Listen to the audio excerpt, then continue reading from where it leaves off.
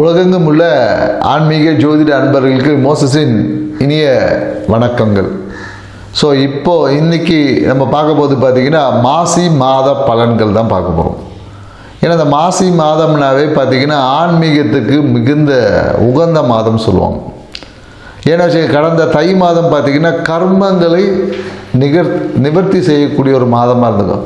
அதனால தான் தை பிறந்தா வழி பிறக்கும் சொல்லுவாங்க. ஏன்னா தை மாதம் உங்களுடைய அந்த கர்ம காரியங்கள் எல்லாத்தையும் நீங்கள் சீராக்கிட்டீங்கன்னா இந்த மாசி என்பது உங்களுக்கு நிறைய வாழ்க்கைக்கான வளர்ச்சிக்கான வாய்ப்புகளை ஏற்படுத்தி கொடுக்க ஒரு மாதமாக தான் இனி வரக்கூடிய மாதங்கள் இருக்கும் என்பதை தை பிறந்தா வழி பிறக்கும் அப்படின்னு நம்ம முன்னோர்கள் சொல்லியிருக்காங்க. ஸோ இந்த மாசி மாதத்தில் தான் பார்த்திங்கன்னா நிறைய ஆன்மீக யாத்திரை செய்வது, இல்லை புதிய அந்த மந்திர உபாசனைகள்லாம் பெறுவாங்க இல்லையா, குரு மூலிமா மந்திர உபாசனை பெறுவது, மேலும் புதிய கலைகளை கற்பது. அன்றைக்கெல்லாம் பார்த்திங்கன்னா மாசி மாதத்தில் தான் ஏதோ ஒரு கலையை கற்றுக்கணும் அப்படின்னு வச்சுங்க. கலை மியூசிக்காக இருந்தாலும் சரி, அனைத்து கலை ஆயக்கலை 64 கலைகளையும் கற்கிறதுக்கு புதிதாக கற்றுக்கொள்வதுக்கு உகந்த மாதம் பார்த்திங்கன்னா இந்த மாசி மாதம் தான். இந்த மாசி மாதத்தில் தான் பார்த்திங்கன்னா இந்த தீர்த்த நீராடல் அப்படின்னு சொல்லுவாங்க, புனித நீராடல் அப்படின்னு சொல்லுவாங்க. அந்த புண்ணிய தீர்த்த அப்படின்னு சொல்லுவாங்களே, நிறைய கோயில்களில் போகிறீங்கன்னா ஏன்னா மாசி மாதம் மகம் நட்சத்திரம் வரும்போது பார்த்திங்கன்னா நிறைய அந்த தீர்த்தவாரி அப்படின்னு சொல்லக்கூடிய நிறைய சிவாலயங்களில் போயிட்டிங்கன்னா அந்த புனித நீராடுதல் இல்லை அந்த தீர்த்தவாரின்னு சொல்லக்கூடிய நிகழ்வுகள் எல்லாமே இந்த மாசி மாதத்தில் நடக்கும். ஸோ இந்த மாசி மாதம் ஆன்மீகத்திற்கும் நம்மளுடைய வாழ்க்கையை அடுத்த பரிணாமத்துக்கு கொண்டு செல்வதற்கு உகந்த நற்பணிகளை செய்து நம்மளை மேன்மைப்படுத்திக்கக்கூடிய ஒரு சிறப்பான மாதமாக தான் இருக்குது. ஸோ இந்த மாசி மாதத்தில் 12 ராசிக்காரர்களுக்கு இந்த கிரக நகர்வுக்கு ஏற்ற மாதிரி என்னென்ன நற்பலன்கள்லாம் கிடைக்கும், எந்த விஷயத்தில் கொஞ்சம் விழிப்பாக இருக்கணும், எந்த இடத்த சரி பண்ணால் நம்ம வாழ்க்கை இன்னும் அழகாகும் அப்படின்றத நம்ம டீட்டெயிலாக பார்க்க போகிறோம். வாங்க வீடியோக்குள்ளே போகலாம். மீன ராசி அன்பர்களுக்கு இந்த மாசி மாதம் எப்படி இருக்குது, எந்த விஷயத்துலலாம் நம்ம சரியாக இருக்கணும், எந்தெந்த அதிர்ஷ்ட வாய்ப்பெல்லாம் நம்ம கிடைக்கும் போது இந்த விஷயத்தை தான் நம்ம டீட்டெயிலாக பேச போகிறோம். வாங்க வீடியோக்குள்ளே போகலாம். ஸோ மீன ராசி அன்பர்களுக்கு இந்த மாசி மாதம் பார்த்திங்கன்னு வச்சுக்கோங்க, ராசி அதிபதி 4ஆம் இடத்துல இருக்கார்.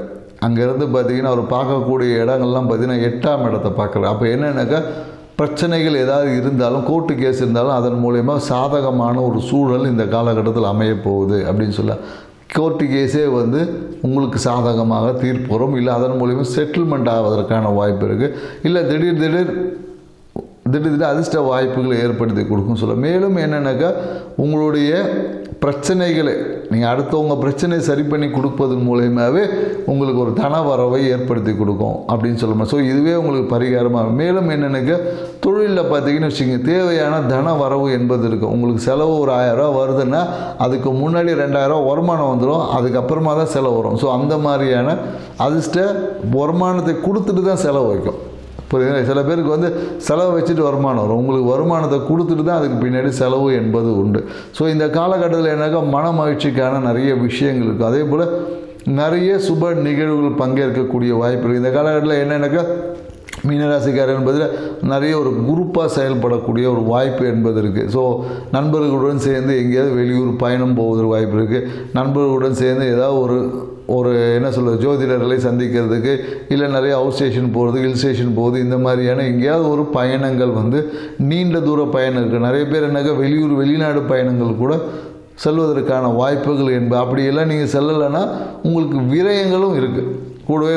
ஏன்னா ஒரு நல்லது வந்தால் கூட ஏதாவது ஒரு கெட்டதும் வரும் இல்லையா. ஸோ அதே மாதிரி என்னென்னாக்கா இந்த காலகட்டத்தில் சில விஷயங்களுக்காக ஒரு மருத்துவ விரயம் இந்த காலத்தில் ஏற்படுமானா கண்டிப்பாக ஏற்படும்.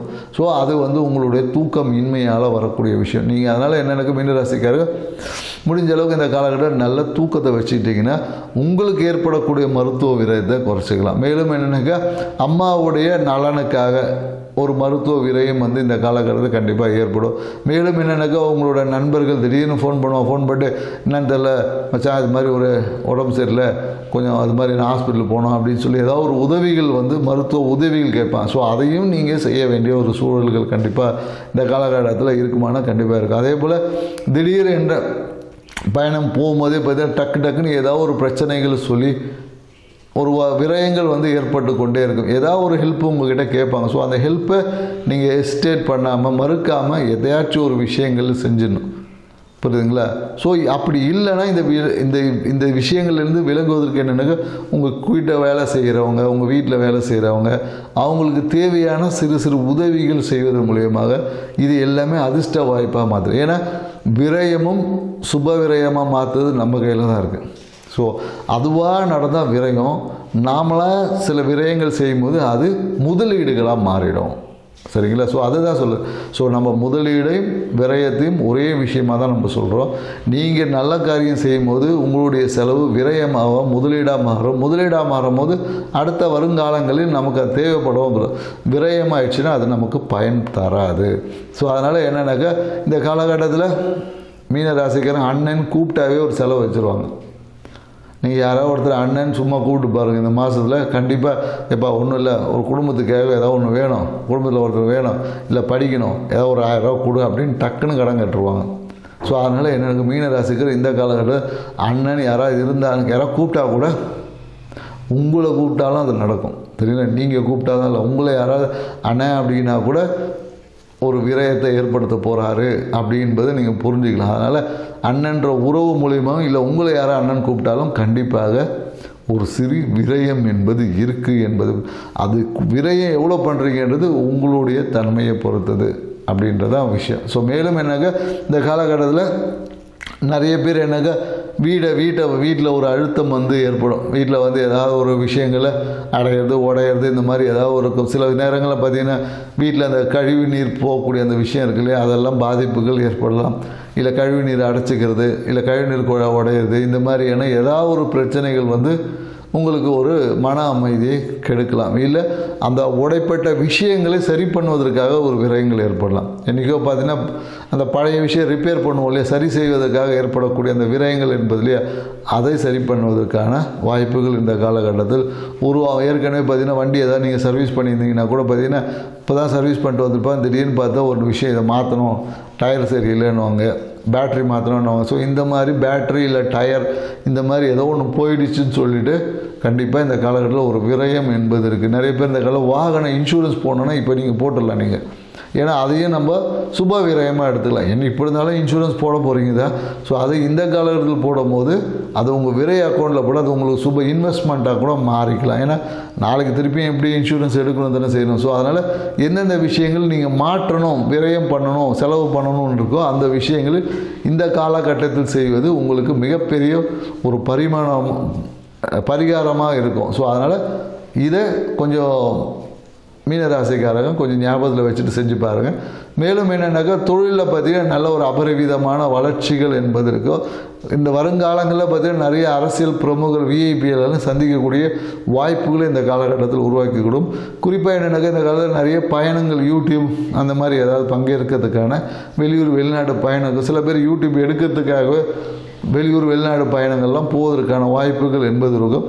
வாடிக்கையாளர்களை பெருக்குவதற்கான வாய்ப்புகள் இந்த காலகட்டத்தில் தொழில் வந்து சிறப்பாக இருக்கும். ஸோ திருமணம் சார்ந்த விஷயம் இந்த காலகட்டத்தில் வரன் தேடுறவங்க பார்த்திங்கன்னா வெளியில் தேடினீங்கன்னா வரன் என்பது அமையும். ஸோ இந்த காலகட்டத்தில் வரன் என்பது அமையும். ஸோ குழந்தை பேருக்காக இருக்கிறவங்களுக்கு வந்து இந்த காலகட்டம் வந்து ஏதாவது ஒரு விரயம் செய்யணும், இல்லைன்னா ஒன்று தூக்கத்தை வச்சுக்கணும். ஸோ இந்த தூக்கமும் விரயம் சரியாக வச்சுன்னா குழந்தை பேருக்கான பாக்கியங்கள் இந்த காலகட்டத்தில் பெருக்கும். ஸோ மீனராசிக்காரர்களுக்கு நிறைய அதிர்ஷ்ட வாய்ப்புகள் இருக்குது. சில விஷயங்கள் சூட்சமாக செயல்பட்டிங்கன்னா வரக்கூடிய தேவையற்ற விரயங்களை குறைத்து அதையும் அதிர்ஷ்டமாக மாற்றிக்க முடியும். செஞ்சு பாருங்கள். நன்றி, வணக்கம்.